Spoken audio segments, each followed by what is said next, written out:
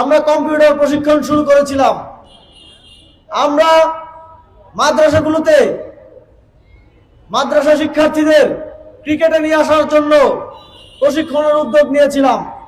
আমরা মনে করি দেশের এই অত্যন্ত গুরুত্বপূর্ণ এবং দেশপ্রেমিক জনগোষ্ঠীকে পেছনে রেখে বাংলাদেশ সামনের দিকে এগিয়ে যেতে পারবে না।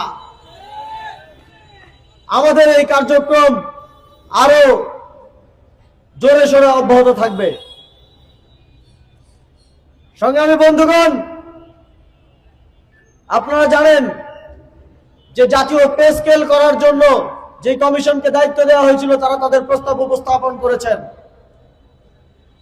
আমরা 11 দলীয় ঐক্যজোটের পক্ষ থেকে সেই প্রস্তাবকে সমর্থন জানাই। সেই প্রস্তাবে সিনিয়র পেশ ইমামদেরকে 5ম গ্রেড, পেশ ইমামদেরকে 6ষ্ঠ গ্রেড, ইমামদের 9ম গ্রেড, মুয়াজ্জিন প্রধান মুয়াজ্জিনদের 10ম গ্রেড এবং সাধারণ মুয়াজ্জিনদের 11তম গ্রেড, খাদিম প্রধান খাদিমদের 15তম গ্রেড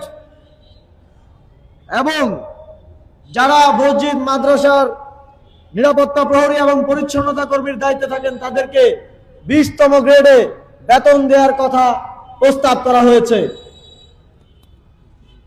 আমরা 11 দলীয় জোট এবং জাতীয় নাগরিক পার্টির পক্ষ থেকে এই প্রস্তাব দ্রুত বাস্তবায়নের আহ্বান জানাচ্ছি। আপনাদের ভোটে যদি 11 দলীয় জোট সরকার গঠন করতে পারে, আমরা এই প্রস্তাব দ্রুত বাস্তবায়নের মাধ্যমে ধর্মীয় প্রতিষ্ঠানের এই দায়িত্বগুলো যারা পালন করেন তাদেরকে পে স্কেলের অন্তর্ভুক্ত করব ইনশাআল্লাহ।